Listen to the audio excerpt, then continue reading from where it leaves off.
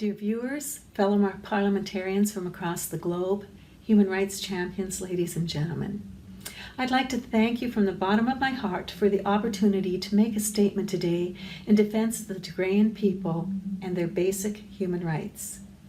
My name is Cathay Wagantall, and I'm a Canadian Member of Parliament from the province of Saskatchewan. My attention was first drawn to the humanitarian crisis in Tigray by the courageous young men and women of United Tigray, Canada. Our meeting together will not be forgotten. Each individual in the meeting was in some way or another personally impacted by the current crisis. For example, I listened intently to one presenter as I was told of the murder of a member of her family who had to flee and leave his pregnant wife behind for her own safety. After not hearing from him for 3 days, it was found that he had been a victim of a massacre. The sorrow in her voice as she recounted the story was heartbreaking, and unfortunately, it is not an isolated story. Too many from the Canadian Tigrayan diaspora and around the world can personally relate to the tragedy currently unfolding. Her story is just one instance of the real cost of the senseless violence and gross human rights violations perpetrated by all sides of the conflict and by state and non-state actors since early November. Like all of you, I was horrified to learn of the deteriorating situation in Tigray. The reports of large-scale atrocities against civilians through a combination of airstrikes, indiscriminate artillery fire, attacks by armed militias, and sexual violence, it's appalling. Blatant violence is not the only cause for concern, though. The effort to starve Tigrayans of the necessities of life is just as inexcusable.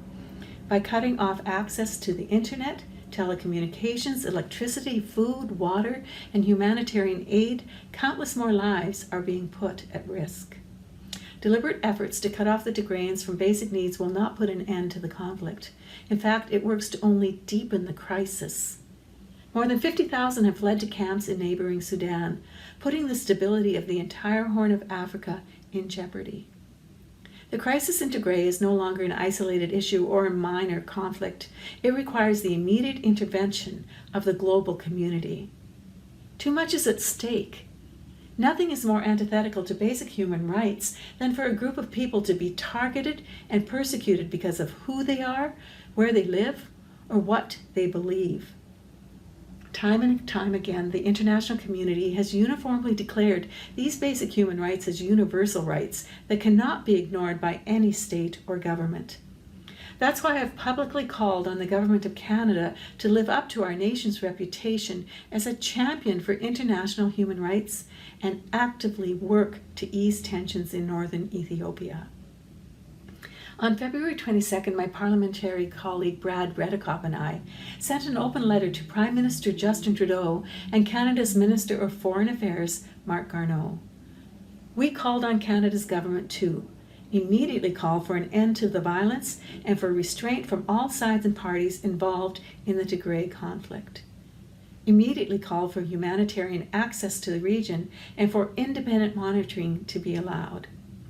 Promote short, medium, and long-term election monitoring in Ethiopia. To immediately call for international investigations into credible reports of war crimes and gross violations of human rights law, and also to engage directly and consistently with the Ethiopian and Eritrean governments on this conflict. Quoting from our letter, "It's our fear that without a broadened and continued effort by the Government of Canada to mitigate the conflict, violence will only intensify, the displacement of civilians will only continue to grow, and regional stability will only worsen. An international response is urgently needed, and Canada must lead the way. The end of this 24-hour campaign must not also mark the end of our efforts to alert the world to what's happening in Tigray. Through any means that you have, I encourage you to take action. Please contact your local representative in government. Urge them to speak out through an open letter of their own or through social media. A collective and consistent effort will be needed to keep the world focused squarely on the task at hand."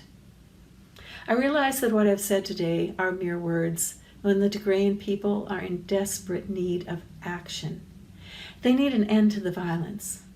They need hostile forces within their homeland to withdraw. They deserve the opportunity to return to their homes in peace. However, I do take comfort in the fact that my contribution today is spoken in unison with millions around the world who want to see an end to this crisis. Over the course of these 24 hours and beyond, our voices together will make an impact. I thank you again for the opportunity to speak out on what is nothing short of a humanitarian crisis in Tigray.